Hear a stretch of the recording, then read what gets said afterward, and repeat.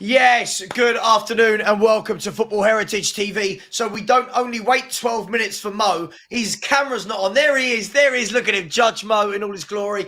Welcome to the first episode of Football Fever. I've got to admit, tapped it into ChatGPT and said, What's a good name for a show? Well, yeah, that'll do. Big up Mo, big up LB. Just a chance for us to have an hour's chat every Monday afternoon at 3 p.m. of all the games that have gone on, all of the transfer news, see who's in the mud, see who's right, and have a little chat about the world. Mo, how you doing? You all right? Yeah, I'm doing fine. Enjoying this FA Cup thing, to be honest. Enjoying this FA Cup thing. It's fun. It's fun. I What do like you it. mean enjoy the FA Cup thing? What do you mean? There's a lot of news going around the FA Cup. Like Kevin De Bruyne is back. That's good to hear. Like the Arsenal Liverpool game, didn't expect that result. Didn't expect the game to go that way. Spurs winning 1-0 only when a game they were kind of like. I think it's fun because for some reason the majority of the teams are taking it serious. Like even Pep Guardiola yesterday put in a good team out there, but he wanted to win the game. Arsenal, Liverpool, Spurs wanted to win the game. Like teams are taking it serious, so I'm enjoying it. I'm enjoying Right. it.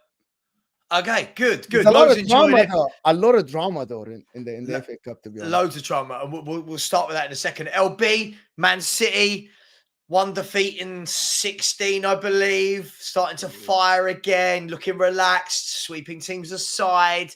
How are you, mate? You good?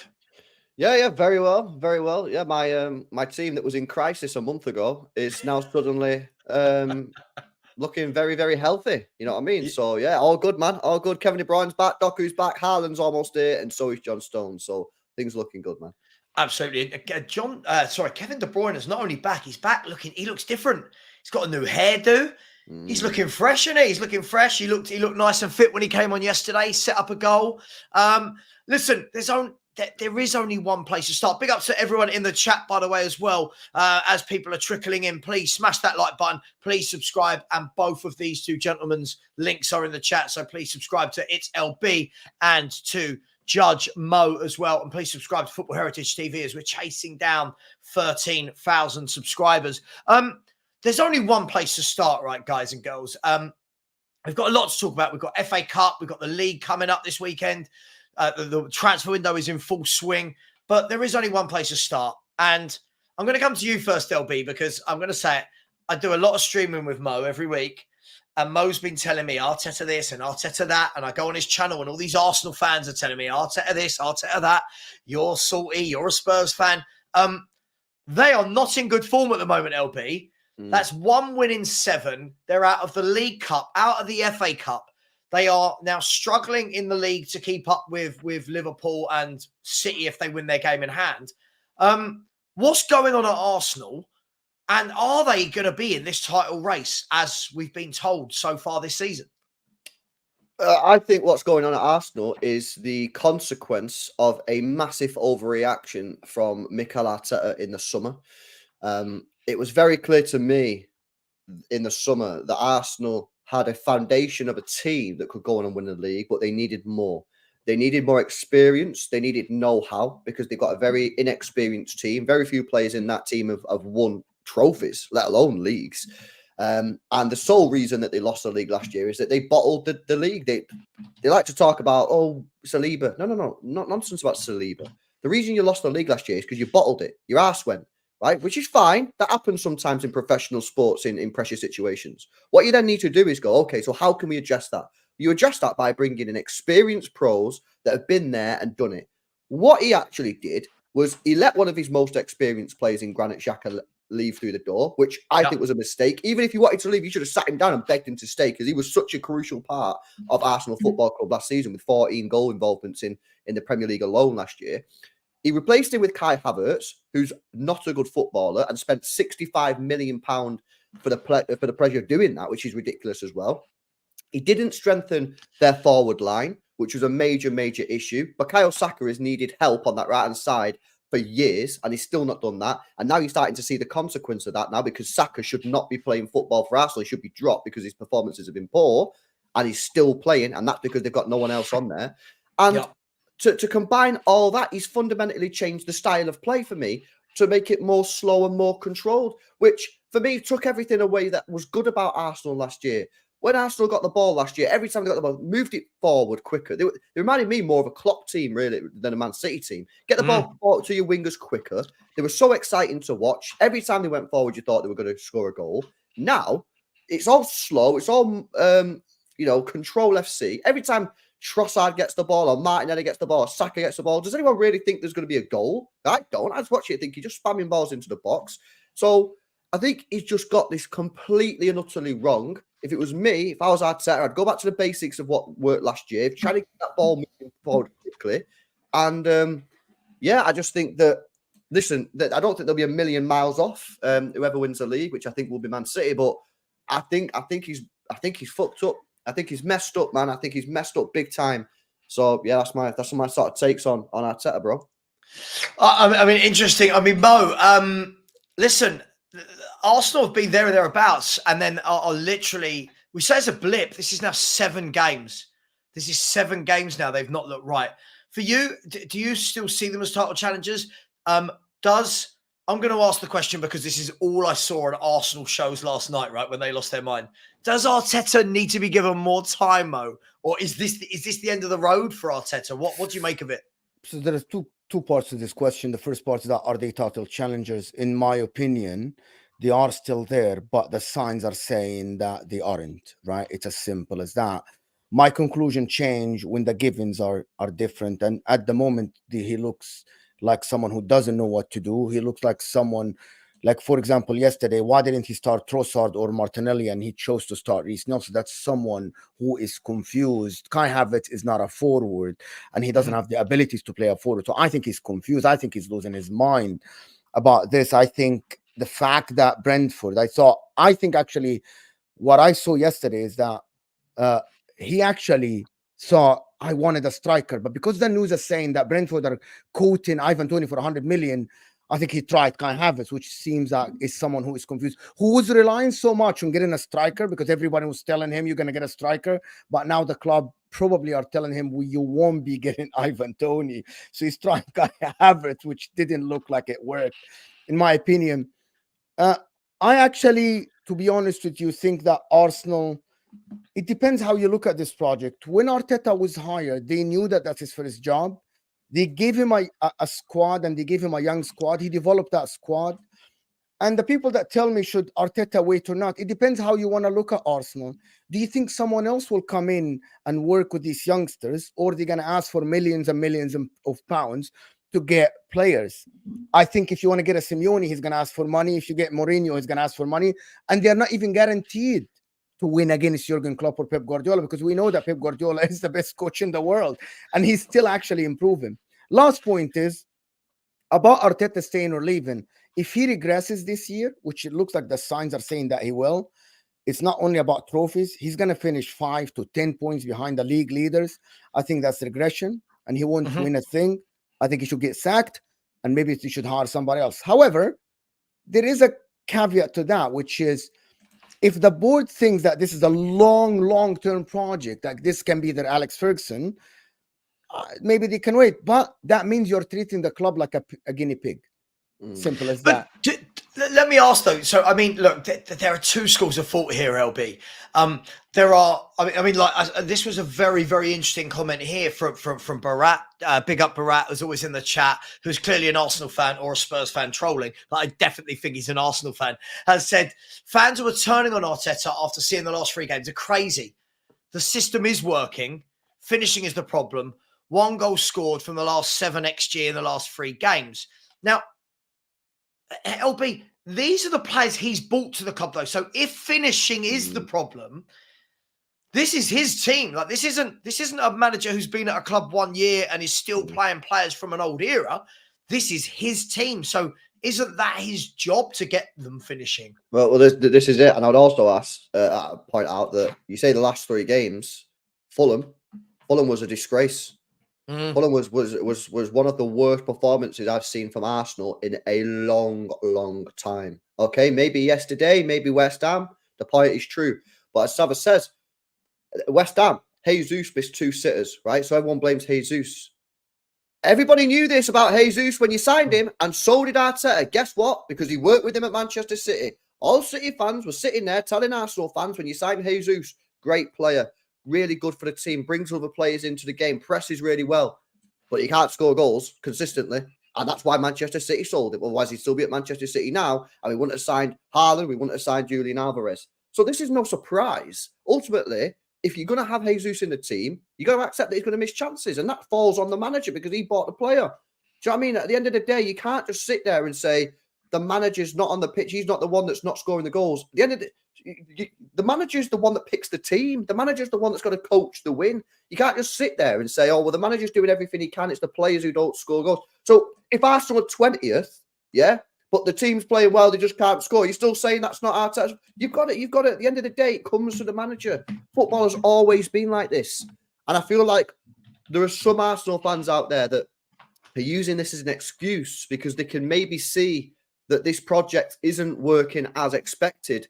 And rather than just accepting that potentially maybe Arteta's not the man, they want to blame other. They want to blame other stuff. They want to blame players. They want to blame referees. Because this is all you ever hear from Arsenal fans.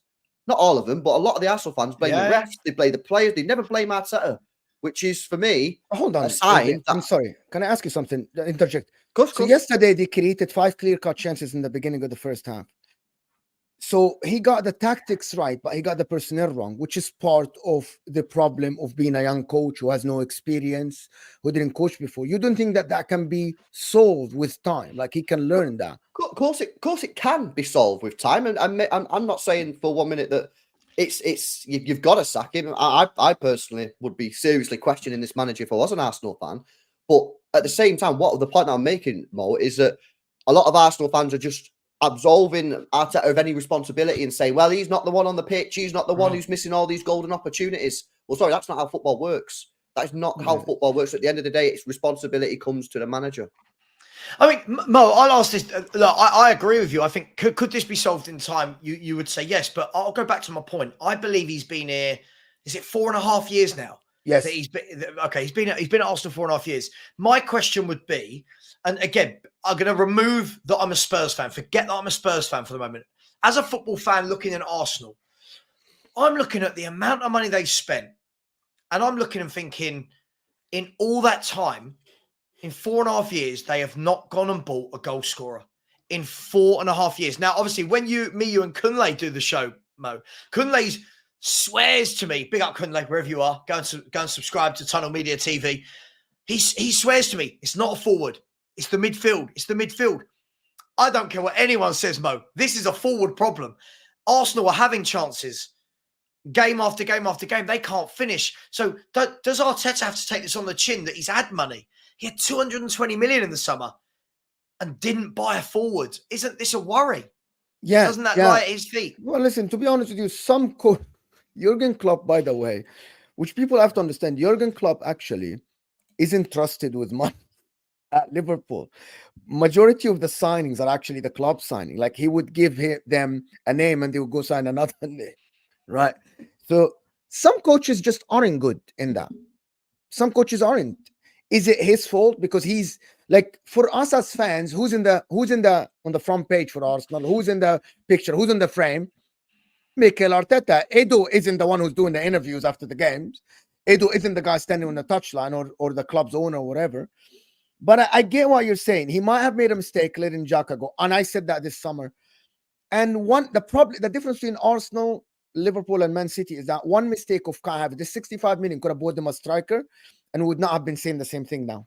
And I'm saying that. Is it his signing? Did the club force him? Nobody's going to tell you. We'll never know the truth. We know the truth, Mo. Mo, we know the truth on that. Come on. Yeah. That was you really know. Yes, I know for a fact that was a Mikel Arteta signing. Come on, man. Well, so hang on. So Mo, you're saying that you don't believe? I don't know.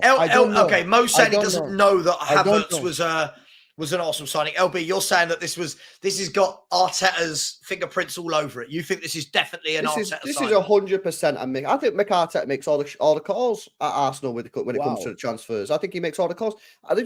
No, you're not telling me someone at Arsenal come to Mikel Arteta and went, we're signing Havertz. No chance. He wanted to do this. He's a risk taker. Yeah, he believes in his own ability, and he bought this man in, which is why when they signed him, I said this could be his P45 that he's signing here, because he was the one that wanted Havertz in. He signed him, Mo, 100%. Do you believe that Pep Guardiola signed Jack Grealish? He wanted Jack Grealish. Yeah. Do you believe Jurgen Klopp? Do you believe Jurgen Klopp wanted Mohamed Salah? The facts are, Jurgen Klopp said that wasn't his. The facts are, your club, LB, Pep Guardiola. I'm not saying that you're right or you're wrong. I'm saying I don't know, but if you're telling me, I'm gonna believe you, right? Because I trust your way of judging Arteta, because you know he was at your club. Listen, at the end, it's Kai Havertz's problem. He's at the club. It's Arteta's problem. He played him as a forward. Simple as that. They need a striker. So what I'm hearing from LB and Savva here is that you guys think that if they go and buy Arteta a striker this window, he might be all right. Is that what I'm hearing? No, whoa. Mo, this is why I love streaming with you. This is why I love streaming with Mo. I have not said that. I think, listen, I'm not saying a striker fixes this. I think there are multiple problems at Arsenal. But the biggest problem at Arsenal at the moment is the fact that since they signed Aubameyang all those years ago, and we know what Aubameyang was temperamental or whatever, but since they signed him, who are the forwards that Arsenal have brought into the football club? I'm asking everybody, under Arteta, what strikers have been signed to Arsenal Football Club? Ones that aren't good enough. Right, Jesus was signed. Was before. Lacazette was before. Okay, so Jesus. But remember, Lacazette was a top striker. Aubameyang was a top striker when they signed him. Trossard was signed. Sure, but you look at the players he signed since Havertz, Trossard, these are all not really strikers. They're like Jesus. They're all false strikers that can float out wide and maybe drop into the hole. My question is this. It's not like the Arsenal board have not given him money. Yeah. Oh, say that again. Bloody hell, right. Savage. Give us 700 million quid, lad. I was being polite, right? So my point in all of this, when you look at the players at Arsenal that are lauded by the Arsenal fans, right? Who are the main ones? It is Saka, wasn't his. Martinelli, wasn't his, right? Thomas Partey, if I'm not wrong, was Thomas Partey his? I'm not sure. He come in 2021, so I believe he probably Okay, so Partey would have been his. Rice would have been his. Saliba wasn't his, right? Who has he bought in the last 4.5, 5 years that you go, yeah, I really see what you were implementing there. Yeah, you've bought great players. And I fail to believe, this is the thing for me, Mo, I fail to believe that every time a player doesn't work out, we go, it weren't wanted by the manager. I fail to believe someone in Arsenal's hierarchy, i.e. Edu, right, would have gone, sorry, Mikel, listen, come into the office. Havertz, we're buying him. Oh, I don't want him. Sorry, Mikel. We're buying him. Okay, so why are we saying that believe Zinchenko? Okay, so I actually disagree with the notion that Zinchenko and Jesus didn't work. Actually, he's coming from Pep's school. He plays with the false nine, and he looked and he coached the guy before, to be honest. So he said, you know what? I'm getting a false nine to get the best out of the Martinellis, the Odegaards, the Sakas. And he did it last year. Zinchenko is a midfielder for Ukraine. Pep Guardiola plays him as an inverted fullback and actually sometimes play him in the midfield. He had Thomas Partey last year and Granit Xhaka covering for Zinchenko the majority of the time. So he went and said, you know what? These are two players that I know. These are two players that I coached before that I know that they worked in a system that I wanted to implement at Arsenal. So I don't believe these were bad signings. I actually believe that these were actually very good signings for him in terms of the system he wanted to implement. He wanted to implement Pep's system from 4 years ago, which is the false nine, tiki-taka, like all this stuff, you know what I mean? Passing the ball until you die, suffocating teams. He did it last year. Yes, Zinchenko isn't the greatest one-on-one defender. We know that. We all know this. We have seen it. So is a lot of people aren't the great defensive fullbacks. A lot of people aren't. But you work around them. I believe the problem, and big up Conley, I still believe that Arsenal team don't have an X factor. And the problem is the machine needs 11 parts to work around the clock very well, which happened last year in the beginning of the season until game week 30. And now part of the machine, which is Granit Xhaka, which is a big part of the machine actually, is missing, and he's trying to shoehorn Smith Rowe, Trossard, Havertz in that position, everybody. But they don't have the X factor to bail them out. Like Liverpool have Mohamed Salah. Liverpool would be under the cush in some games, and then Mohamed Salah would bang. Youngman Son used to do the same for Spurs. Kevin De Bruyne do the same. So the problem with his system is that his system doesn't have the X factor to bail him out when it doesn't work. And that, but isn't the X factor what I'm told? The last question on Arsenal isn't the X factor what I'm told is I'm led to believe that Saka is world class, that Martinelli is a brilliant left winger, that Odegaard is a superb playmaker. Everyone rates Jesus. Declan Rice was 105 million is great. Thomas Partey's great. I'm constantly told all these players are great. So aren't they meant to be the X factor, LB? No, Isn't that? Let me come back to Mo's point, right, about the false nine situation and Arteta. The difference is when we played false nine, we had better players in and around Jesus. We had better players in the false nine who could score goals. Who scores goals for this Arsenal team? Havertz ain't scoring goals. Declan Rice has never really scored goals. You know what I mean? Odegaard, how many goals does he get? You know, Martinelli. Last year, each and every one of them got double digits goals, like Saka, Martinelli, Odegaard. Yes, but then when between they them, scoring, they scored about 48 goals, which is but then this is the problem with the false nine: is that if the players around you just drop off a little bit, where are the goals going to come from? You know what I mean? This is the problem with the false nine system. When it works, it's mint. Everyone's scoring goals. You're dominating the game because you've got a midfielder inverted in Zinchenko, and then obviously you got your false nine dropping in. You dominate the midfield. You suffocate teams. It's great. The problem is, the biggest problem with the false nine system is that when your wingers stop scoring or underperform slightly and your midfields don't get the goals, you just don't score. And that's the problem that Arsenal are having right now. And that was always going to happen because your players don't just stay in mint form forever. You know, players go up and down in form. So I think his major issue is he's either got to get the players in form or he's got to get a striker. Yes. He's got to do that quick. Otherwise, they're going to be. There's a serious chance here that they might not even finish in the top four.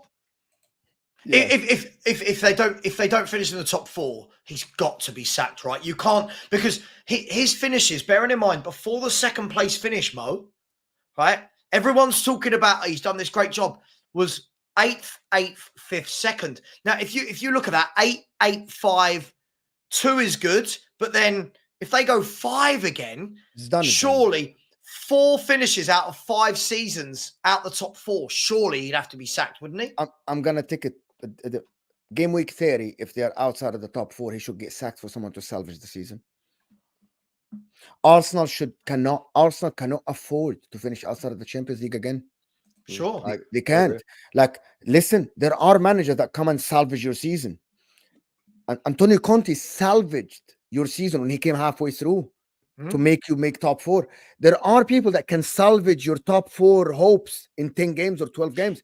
Is game 32 late though? I mean, that gives you 8 games.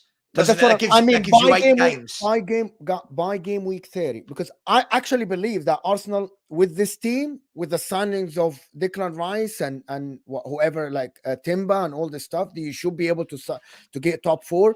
Game week 30, 5 points outside of the top 4, he should get sacked and he should get someone else to salvage the season. Because that means the trajectory is going down, it's not going up. You know what, Mo? You know what's interesting as well? I've just checked the Arsenal fixtures. Game week 30, Manchester City at the Etihad. So you're saying that Manchester City could sack Arteta? Is that what you're saying, bro? Or they bring in a new manager, hoping for a new manager bounce at the Etihad. By the way, LB. They have to treat themselves. At some point, you'll have to look at yourself in the mirror and realize who you are. You realize who you are. You aren't a model, right? Spurs did that when they salvaged the season and they got Antonio Conte. Yeah, they got him at Nuno, got sacked, I think, if I'm not mistaken. And they got him, like, I think in October or November. Yeah, we got him in October. Yeah. Yeah, you have to, at some point, you'll have to realize, listen, I'm not challenging for the league. I need to get Champions League football. It's a must for me. You have to realize that at some point. You have to get off your horse and not be stubborn. I believe that it's early. He is still 5 points only from the top. There is time for him to turn it around. But I'm going to say it again. Do I see the signs of him turning it around? At the moment, 3 games on the bounce, you're losing 3 games in a row? No. Do I see him turning around? I don't see the signs unless there is a major change.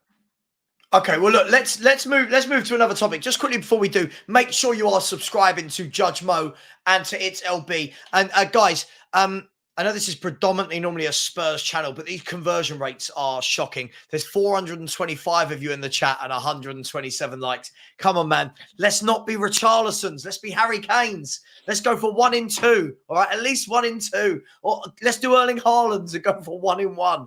Come on, people. Come on. And please like the show. I'll try and get to as many comments as possible. I'll always bring them up on the screen. And yeah, really enjoying the chat. Guys, look, Newcastle swept aside Sunderland. There were a lot of people talking about, Newcastle not playing well, a defeat to their arch rivals. Sunderland could see Eddie Howe sacked. They've won that. LB, I'll start with you because they've got you at St. James's Park. Newcastle v Man City this weekend. Do you see Newcastle going on a bit of a revival?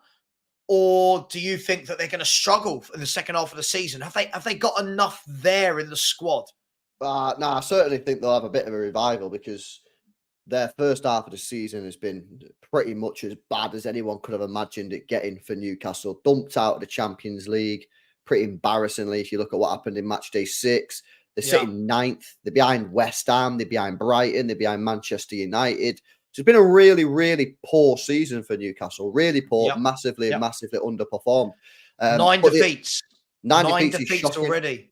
Yeah, now they've had a few injuries, but they are starting to work their way back into the team now. That the 11 that they played against Sunderland, which you could tell I think Eddie Howe knew he was under pressure because that 11 was crazy.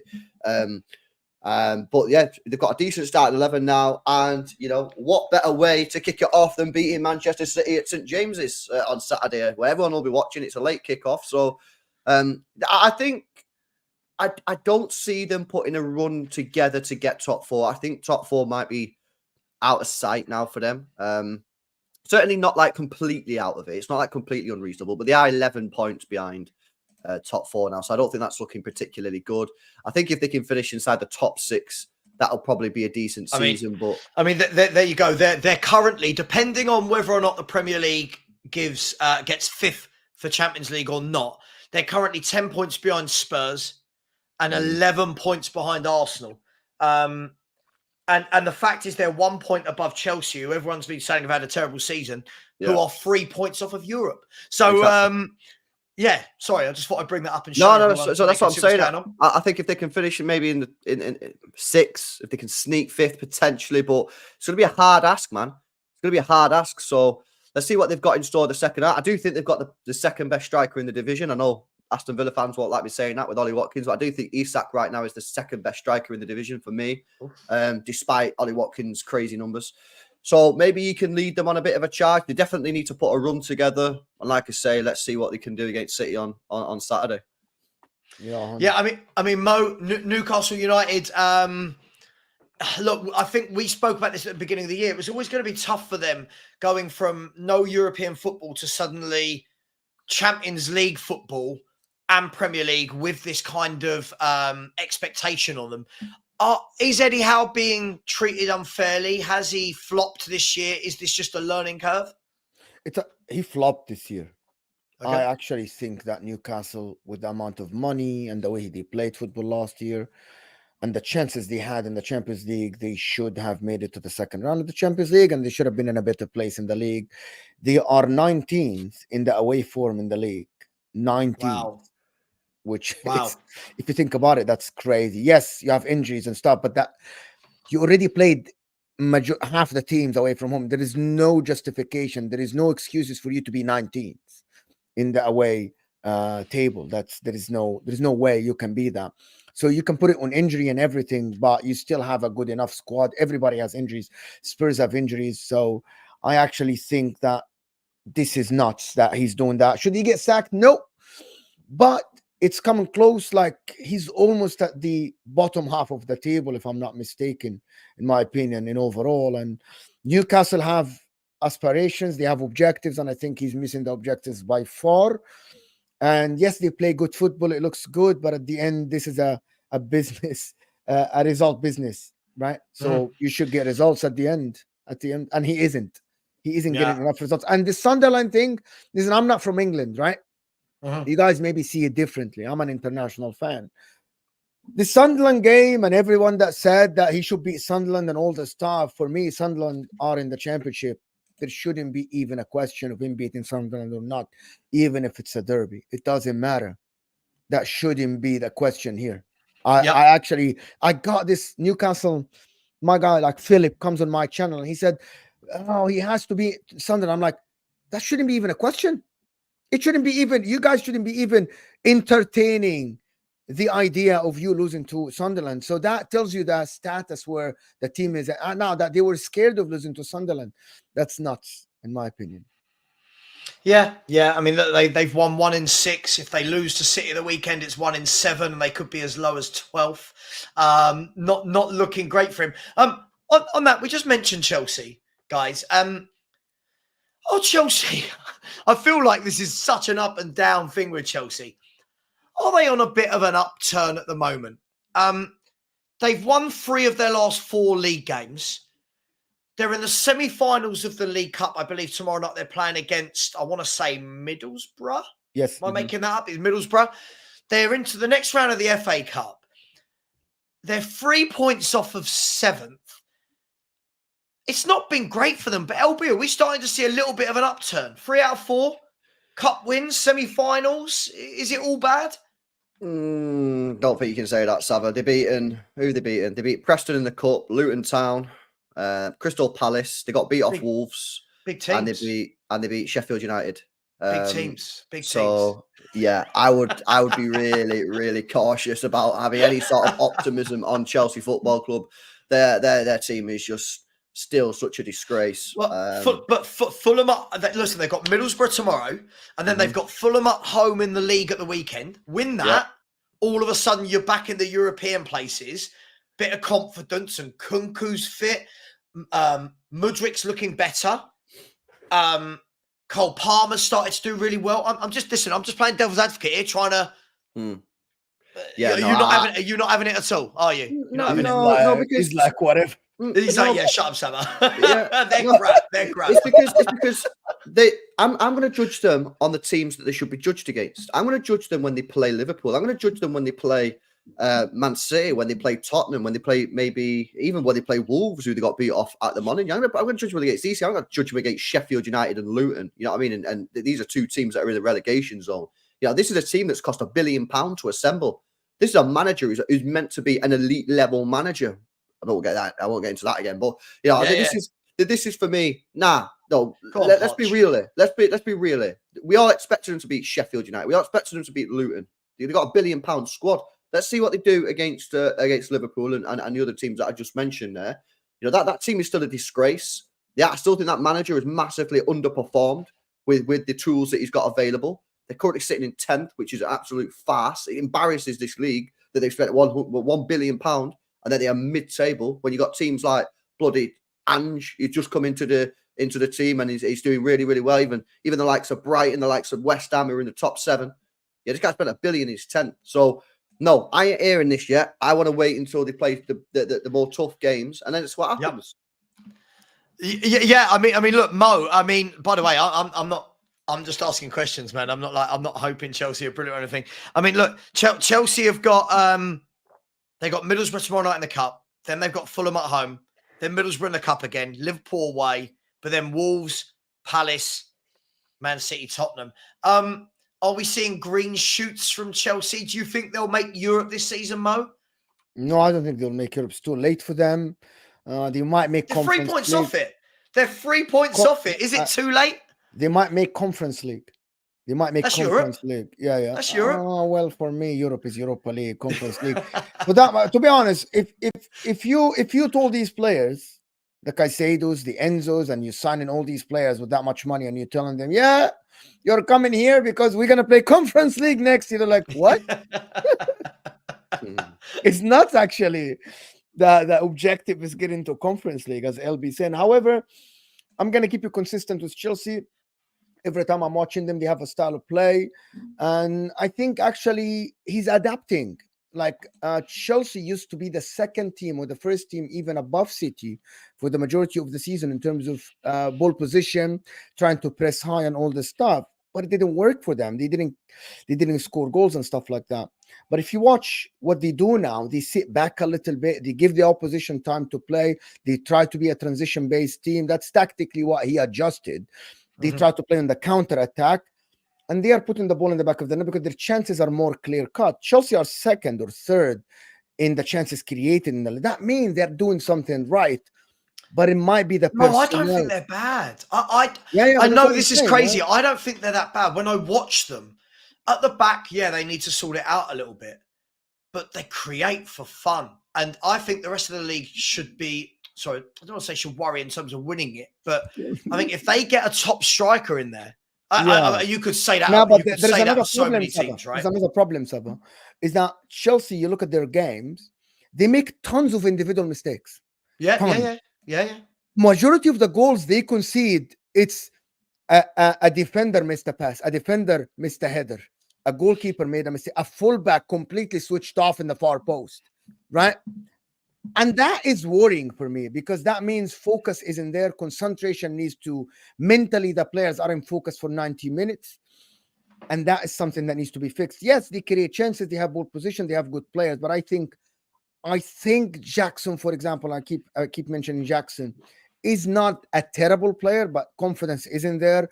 A lot of other players, Enzo, the confidence isn't there. Modric, I don't like him. I don't think he's a good football player at all. I think he should play marathons or running games or something. That's what I think about him at the moment. But Chelsea, as I said it before, they look better than a lot of teams ahead of them in the table. They have a style of play that is noticeable, but they aren't putting the ball in the back of the net, and they're making tons of individual mistakes. Stats say that. And also watching them say this, watching them, I'm like, this is not a team that is random. They have a thing that they want to do every single play. But I think it's all about a striker and also they stop individual mistakes. Yeah, interesting. I think they'll be in Europe. I think they will get it. I think they'll sort themselves out. But that's just me. That's just me. That's just me. Guys, want to look at some transfer news, stroke not transfer news, moving forward. So far, none of the big boys have really moved. Arsenal haven't moved in the market. As far as I can see, they haven't bid for anyone. I don't think Man City have stretched their transfer muscles yet. Liverpool, as far as I can see, haven't stretched theirs either. Man United, from what I can see, I'm seeing a little bit of talk of Choupo-Moting, but I haven't really seen, not that that's flexing your muscles, but you know what I mean. All the big news has been for months has been about Ivan Toney, right? Will Man U go in and bid for him? Will Chelsea? Do Arsenal need him? Who's going to get him? A Spurs fan saying, just go and get Toney. He's done an interview with, oh God, it's going to go out my head, Darren Lewis from the Mirror. It's Darren Lewis from the Mirror, the Mail, the Mirror, one of them, the Mirror. And he's categorically sitting there saying, I owe Brentford. Yeah, I owe them. They've stuck by me. Mo, I'll start with you on this one. Is this PR as we live and breathe? Does he believe this? Or the moment that a bid comes in for him that Brentford's deemed to be acceptable, Ivan Toney's got his head turned and he's off to a bigger club? What do you make of this whole, I owe them? Forget owe them and all the stuff. This guy is going to go to a bigger club if he's offered the money, of course. Right. Brentford aren't even in contention to Europe. They're actually fighting relegation at the moment. The only thing, even though I like Thomas Frank and everything, but again, the results are not coming their way. They are struggling. Is he the Messiah? Is he the savior for them? Right. If they convince him that and they tell him, listen, renew your contract, we'll put a release clause in your contract, he might stay. But again, Ivan Toney is a good player, very, very good player that maybe needs to go to a different club. The question is, why would he go to Arsenal, though? That's the question, though. No, if you're that's a silly question. No, Mo. That's if you're an advisor, though, if you're an advisor, okay, so hear me out. If you're an advisor to I love Mo. We're hiring ULB as an advisor to Ivan Toney. And we're telling you, listen, there are other clubs that might come for you. Chelsea, with all the money, or Arsenal might come for you. They might not win a trophy, and you might be a team that is fighting for the Champions League. Not Chelsea, though. Not Chelsea. Why would Chelsea win a trophy? Spurs. Well, no, I wouldn't probably tell him not to go to Spurs. No, but hear me out. So the question for me is simple for you, LB. Would you advise Ivan Toney to jump on the opportunity and go to Arsenal today, or wait until the summer to see who's in the Champions League? If I was his advisor, yeah, I'd probably, well, I wouldn't, because I'd probably be financially incentivized to get him a move now. But yeah, I was going to say from a moral point of view, I'd tell him you really do owe it to Brentford to stay to the end of the season and then get a move in the summer. So that's probably what I'd be telling him. Obviously, if finances weren't a thing, but why wouldn't I advise him not to go to Arsenal? Arsenal's a good club. I'd tell him to go to Arsenal. I mean, I'll ask you, boys. I mean, it's interesting you say that because, look, I don't know. I said on Saeed's show earlier, LB, that you're on me. I've said it to you before, Mo. I like Ivan Toney. I think he's a good striker. But this is where my superlatives stop. My superlative stops at good, right? People are talking about this guy, lads, as though he is the saviour for any team. Chelsea sign him, they go on him next year and win the league. Arsenal sign him, they win the league this year. Spurs sign him, we win the league from where we're sitting. What has this guy done? I'm not knocking him, he's a good player, but what has this guy done to suddenly be put on, not this pedestal, but up here? He's up here. Why? The thing is, though, that pedestal that you're talking about, that is a low pedestal. Sure. So that pedestal, why you put it up here, if you put that pedestal in context of strikers of the last 20 years, it's all the way down here, Savva. Do you know what I mean? He's one of the best strikers in the current market. Yeah. He's obviously nowhere near as good as the Haalands, the Benzemas, the Agueros, the Suarez, these clearly, but these players no longer exist. The striker market is dead. It's kaput, mate. There's no one available. This is why Victor Osimhen's going to go for like 130 million. Yeah, if you actually look at his stats over the last few years, they're not that impressive. If you look over his last 5 years, it's not like, don't jump off a page and go, wow. You know what I mean? But the situation is, there's no one available. If you want a striker who wants to put the ball in the back of the net, this is why United spent 65, 70 million on Højlund. Guy scored 9 league goals last year.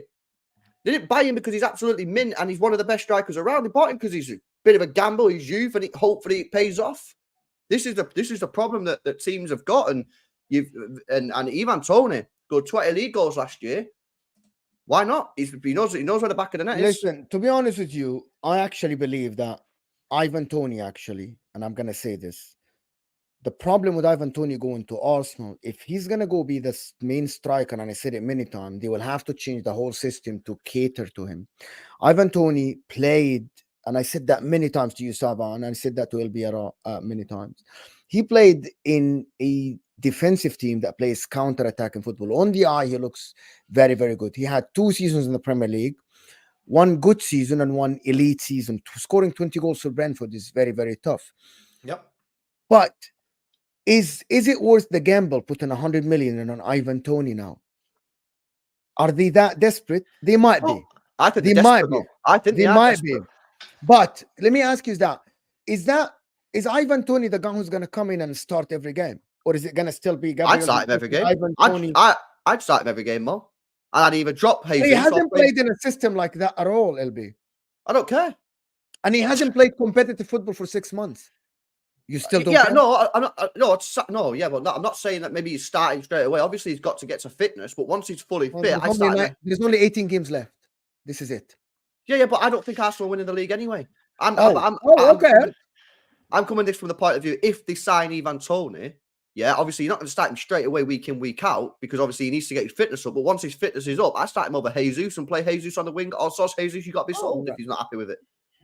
But I mean, guys, I'm just looking. Look, this is his Wikipedia page, and I mean, when did a player that, bearing in mind, most of those 160 goals have been scored in the Championship or League One. When did we get to a state where players that have done this are worth £100 million and being talked about like the saviour? Again, I'll caveat, he's not a bad player, but this is a bloke that got 1 season in the Premier League that's good. How do we know that we're not all judging a guy that might have just had his purple patch season? We've seen it before, LB. We've seen it before, right? We've seen it with strikers where they have 1 good year. Everyone's doing it right now with Guirassy at Stuttgart, right? Everyone's doing it now with people like Boniface, they have a good year and everyone goes, oh, he's a baller. He's generational.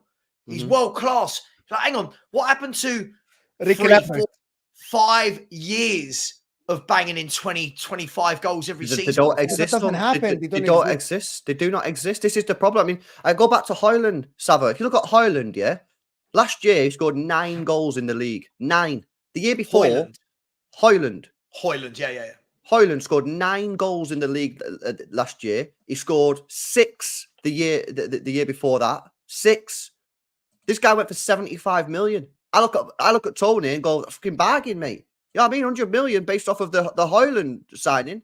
The problem, this is a simple problem, is they don't exist anymore. So you can talk about it's a massive gamble. Of course, it's a massive gamble, but you either gamble and go for one of these strikers and hope that they work, or you got to go for a complete unknown player.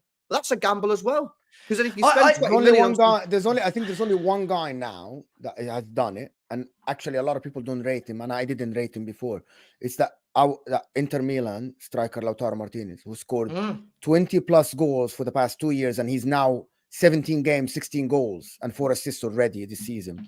And even the season before, he had 27 GA, 17 goals and 10 assists when Inter won the league. For years, he has been doing it. I'm not a big fan of him because of the style of play, but that's a number 9 that is consistently has been scoring goals. Whatever you say, the numbers are there. In Serie A, in top level, in the Champions League, he's scoring. In Serie A, he's scoring.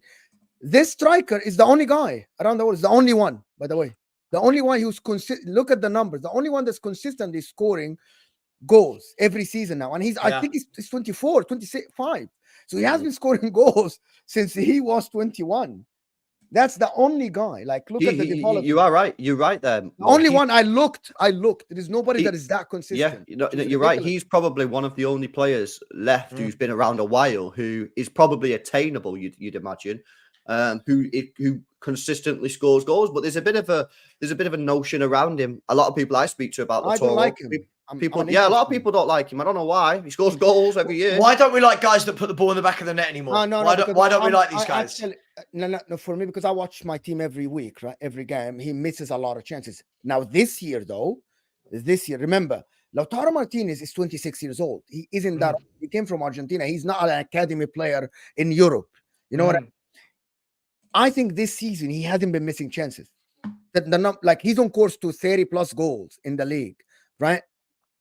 In my opinion, he's developing. So the reason why I didn't like him, he used to miss more than he scores. Inter get by loads, right? So that the 21 goals fool you because he should have scored 35. And we probably but you think about it, Mo. If this guy, how many goals you say? Don't let how many fool me? Like 20 was it? He scored 21 and had 7 assists last year. Right. Okay. So if we're saying don't let that many goals fool me, how many would somebody that isn't Lautaro Martinez be on? Because it wouldn't be 21, would it? This is my point. If you've got a Lautaro Martinez, how you're saying it, the way you're looking at it from the other side. Well, but the other side I'm looking at it from is he puts the biscuit in the basket. Like, if I'm Arsenal, LB, I'll ask you, if you're Arsenal, why would you not be going? I'm not saying they have, because I don't think we've seen a bid yet. But if they're willing to put 100 million on Declan Rice, 100 million down on Ivan Toney, why wouldn't you go to Inter Milan and go, let's test the waters here with a 70, 80 million pound bid for one of Europe's best goal scorers? And he is factually, right? Yeah. Why? I don't know why. It's too expensive. It's too expensive. I think he said he renewed the contract and he said, I don't want to go. No. But I get what Savva was saying. Just go with the 80 million pounds and say, what are you saying here? Are we can we stay on the table? Yeah. Like, Lautaro, you've been at Inter Milan for a long time. I know you've just signed a new contract. He won the league, by the way. We won the cup. He won majority of the trophies. Yeah. Right. Come and join us. We'll make you our highest paid player. Yeah. I don't want you doing anything else but putting the ball in the back of the net. Like, because when you look around world football, LB, I always ask this. Who's guarantee you 25 goals every season? Erling Haaland. Lewandowski, who's now 36 or whatever he is, and that's not going to change. Benzema, who's now 36, 37 and gone to Saudi. Harry Kane, he's just signed for Bayern Munich for whatever amount of money. Mbappe, obviously everyone in the world's going to try and get Mbappe because he's on a free. After that, I think Osimhen's done it for 1 year. No. Osimhen has done it. By the way, that's a myth. Osimhen has done it for multiple years. He has been scoring goals. Not bad. Mo, He's not Mo, bad. I'm about to find out, Mo. Are you sure? Yes, I think I looked at it. Are you sure? Yes. Okay. All right, Mo. I wouldn't say he's done it. I wouldn't say he's done it. He scored 13 But he league scored a goals. lot. Yes. Yeah, remember, but we were talking Napoli about were in the same. Napoli were in the same. No, that wasn't for Napoli, to be fair. That was for Lille, I think. But it was 13 league goals, 10, 14, 26. I wouldn't really say that. I think that's that's a development from like 27 league. Of course it is, yeah. But it's not like it's not like Højlund. Okay, like guys, it's not like Højlund. You know the difference. Like Ivan Toney, for example, played for 2 seasons only in the Premier League. This guy has played in Lille, won the league with them, played for Napoli for multiple seasons, double digits every season. That's not a bad outcome, right? No, but Lautaro Martinez's stats are better than Osimhen's. Yeah, but he plays in a better team. That's the thing. He plays in a way better team than Napoli. Yeah, I'm not saying it's not bad. And by the way, I'm not saying it's bad stats. I'm just saying that like that what I said earlier was Osimhen's stats don't jump off the page at you, did it? And they don't. 10, 14, 10 goals, 14 goals, 26. And I told you there is only one player. There is only one player around the world for the last 3-4 years who has done it consistently, double digits, and 20 goals. It's Lautaro Martinez. That's the only guy. Right. That is what a top. I know, but this is my point. This is my point. Where have they all gone, Mo?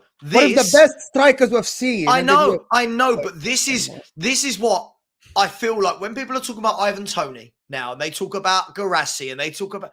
This is what I think they're talking about. Look at those numbers. It doesn't exist. It doesn't exist. But this is what I mean. Like, so I'll go back to it. Why do people think that the moment Arsenal signed Toney, that is the difference between them winning the league or not? Is he that good? Is the question I'm it's asking. because I think they need someone to put the ball in the back of the net.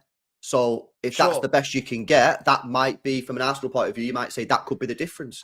They ain't going to win the league with Gabriel Jesus up top, in my opinion. I just don't think that he's good enough, and I don't think the players around him are good enough. I don't think Martinelli's good enough. I don't think Saka's good enough. There's a problem with Arsenal fans. They hype these players up way too much, and when it's all going well, it's great. But the facts are, Saka is a good player. Martinelli's a good player. They're not world class, in my opinion. Nor Gabriel Jesus. When they're all cooking, it's pretty good to watch. But when they don't, they're not good enough. No, we said that, but LB, no X factor. A machine that works well together. If it doesn't work, But is Ivan Toney the X factor? The gamble you have to make, though, Mo. You have to gamble. If you say that, I actually believe it's an uncalculated gamble. Why? Uncalculated gamble. 100 million is a lot of money for a gamble because there's financial fair play. You're looking at it from a city that have unlimited funds, right? But not everybody is Man City and have unlimited funds. Hang on, can I ask though, on that question, first of all, big up to one of my favourites, Ellie, just a girl who loves Spurs, said, oh my God, my 2 favourite YouTubers. I thought my name was going to be after that and it wasn't. Oh my God, my 2 favourite YouTubers, Mo and LB, who don't support Spurs.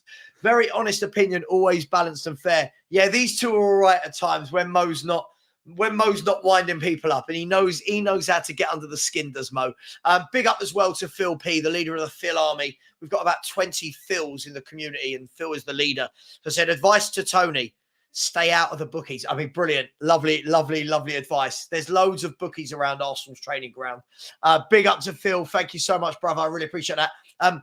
Keep smashing the like button, please. Subscribe to Judge Mo. Subscribe to LB. If 2 of my mods or anybody in the chat would be so kind to whack these 2 links into the chat, please.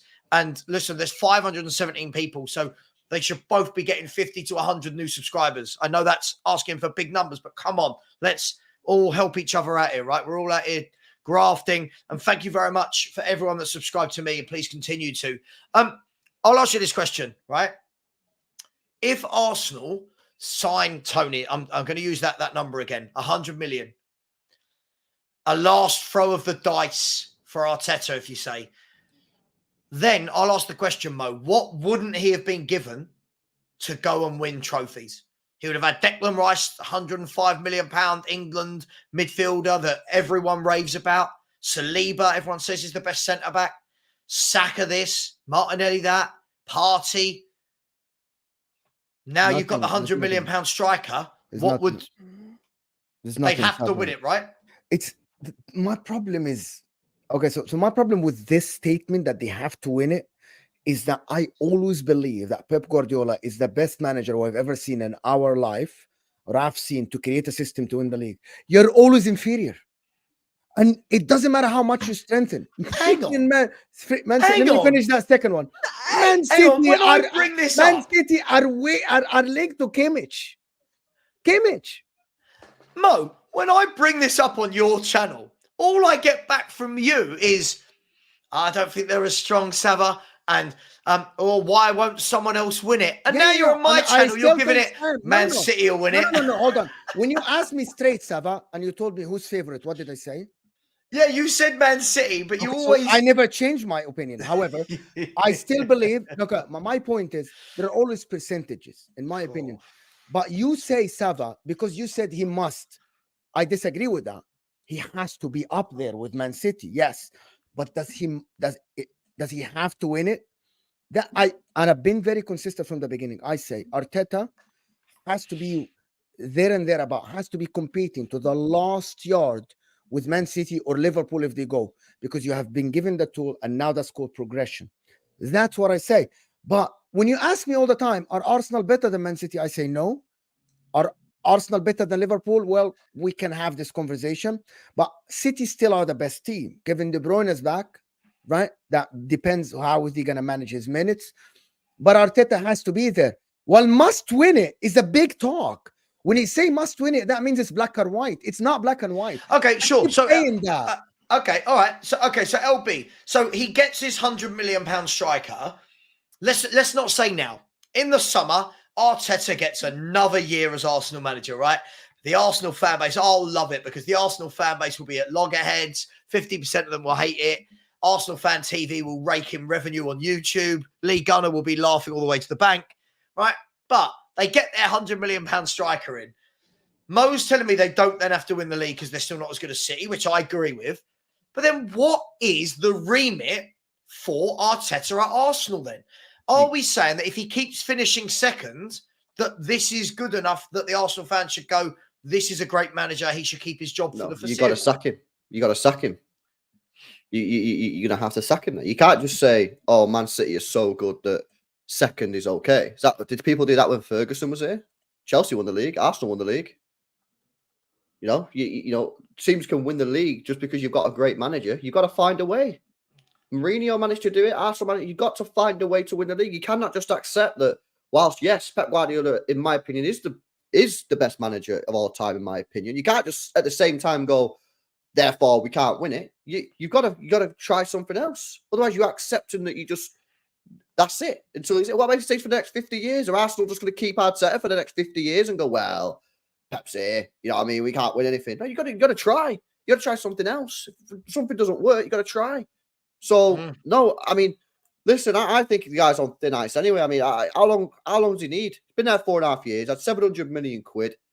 You know, what do we think if we give it Arteta another 150, 200 million in the summer? We think then he's going to win the league. He's nearly at $1 billion then, right? He's nearly at $1 billion if he gets that. He's got to win it this season, otherwise sack him and get someone else. You can't just continue to add phases onto the end of the project. Oh, we'll go phase 5, then phase 6, phase 7. How long are we going to keep doing this for? So he isn't good enough, LB. That's it. I would jump on this notion. I don't think he's tell me that. Well, you just in the beginning of the show, you said he's good and he's going to be a good coach. I think he could be a good coach, but right now he's not being good enough. Oh, right. So the fact is, you think that Arsenal, again, what I'm understanding from you, you think that the Arsenal needs success today, and a new manager might give them a better probability of winning major honors. That's what you're saying. Correct. All right. Do you think a new manager will work with youngsters, or they will ask for top signings? Are they all youngsters though? Hang on. Hang on. How long are we just going to call all these Arsenal players youngsters? Like, how long has Saka and Martinelli been in that first team? At what point do we stop going their kids to seasoned pros? Also, Mo, like at the end of the day, any manager comes in, they're going to want to make signings. So they're going to want to make signings. Arsenal spend money. So get a new manager, they'll back him with money.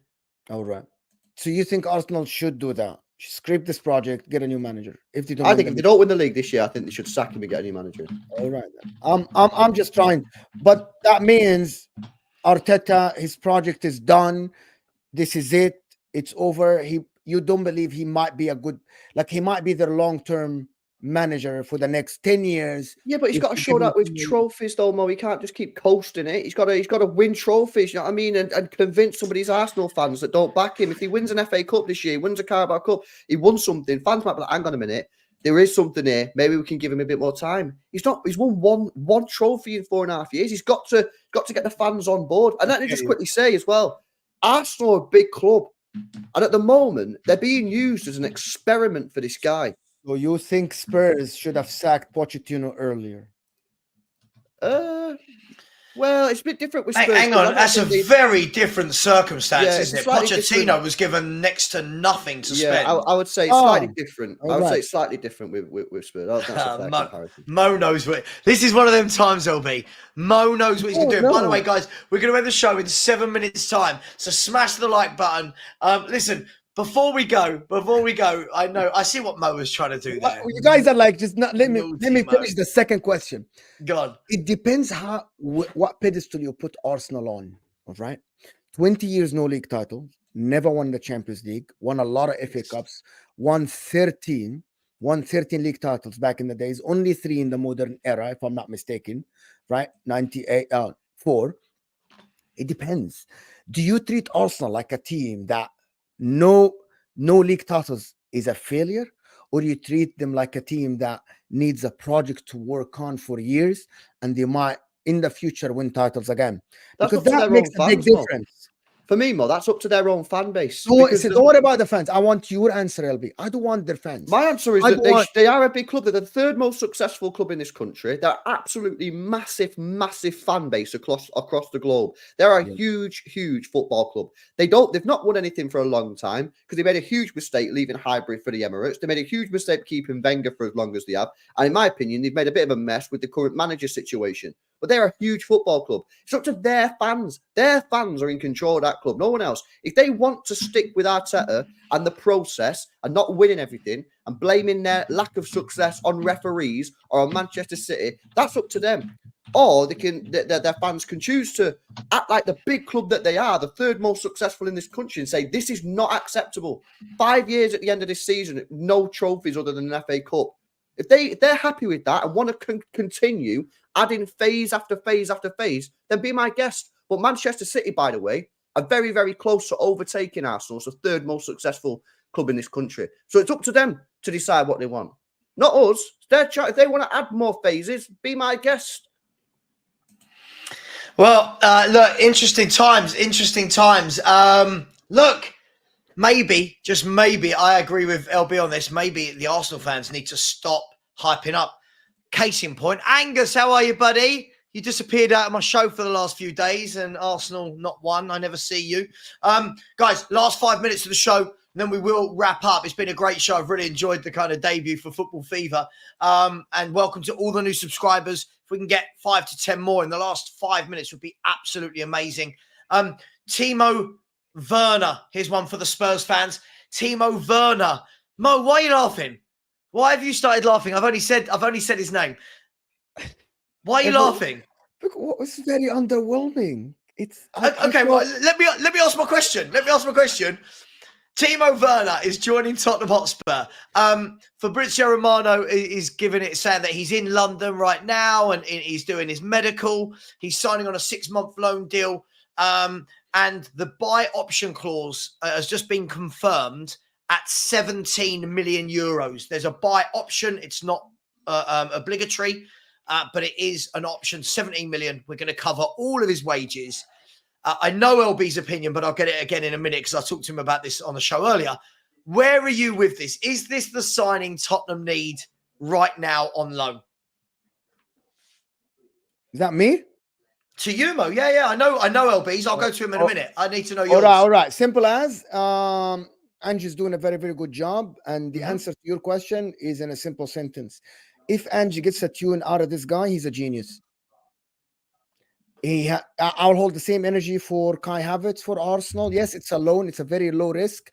But also, you might have loaned someone else that is better. The guy had a player in him 4 years ago when he played for Leipzig before he went to Chelsea. He went to Chelsea, didn't work out. Went back to Leipzig, didn't work out as expected for them.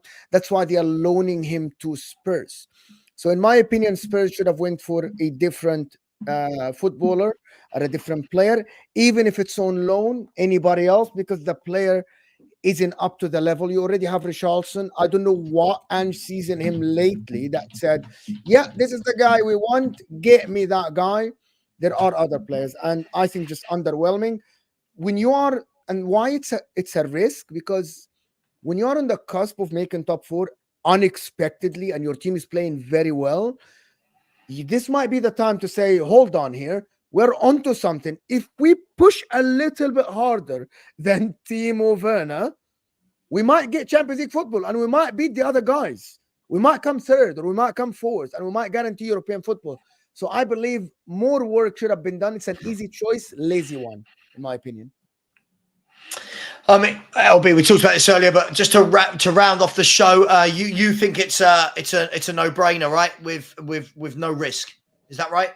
Well, yeah, it's a loan deal, so if it don't work, send him back. The guy's got good stats wherever he's been. He's put up G&A pretty much everywhere. The only real season he didn't really do very well was the 2022 season for Chelsea. But even then, if you do his stats by minutes, it's not actually that bad. Like he gets output, he gets goals, he gets assists. He's done well on that wherever he's been. I think it's a low risk deal. Unlike the Havertz deal, where they shelled out 70 million quid, you're loaning him. If it don't work, send him back, no problem. I think that. So my point is, I get what you're saying from financial point of view, but he's taking a place in the squad. Don't you think they should have maybe got someone better?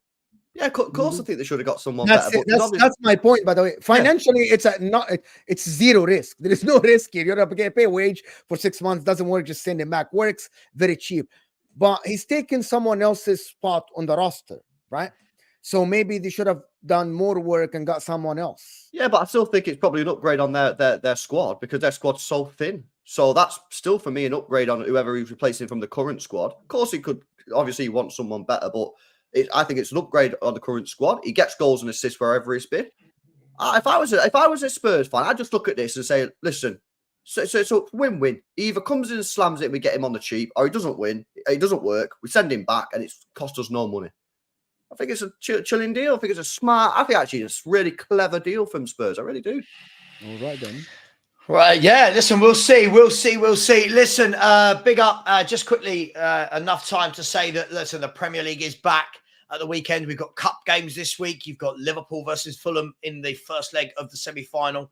You've got Middlesbrough versus Chelsea in the first leg. We've got Wigan looking to upset Man United tonight. I'll be doing a watch-along live for that, so please join me for that, followed by the cup draw. And at 7 p.m. before that, we've got a transfer show where for the Spurs fans, we'll be talking about Ashley Phillips going on loan to Plymouth Argyle for the rest of the season.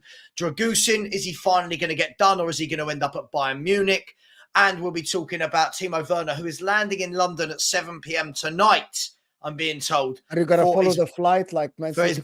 I'm definitely not. No, do you know what? I trust that when a player is on a plane, that it's going to get where it's going to, right? I'm not one of those who goes, he's landed. This is the color of his plane. I don't care about all that. But big up, listen, Mo, thank you very much, mate. Look, thank you for agreeing to do this show as well. I look forward to next week's episode. So thank you. See you guys. Thank you so much for having me. Great football talk, of course, with you and LB. Absolute pleasure for me being here. Absolutely. Loved having you. LB, thank you very much, bro. Sorry that you had to come to a Spurs channel when you're so used to winning trophies and success and stuff, but thank you for coming. Yeah, no, good show, lads. Thanks for having me on, and a big up to the chat. Make sure you drop the likes. And may Spurs win a trophy in the next decade. There you go. I'll rub a little bit of my luck onto you guys. Oh, Jesus. Yeah, the jokes are all happening that Timo's missed his Uber and blah, blah, blah, blah, blah. Everyone, much love. Take care. We'll see you tonight at 7 p.m. Join me then. Take care. Subscribe to these two chats above. Press the like button. Thank you very much. And as always, come on, you Spurs.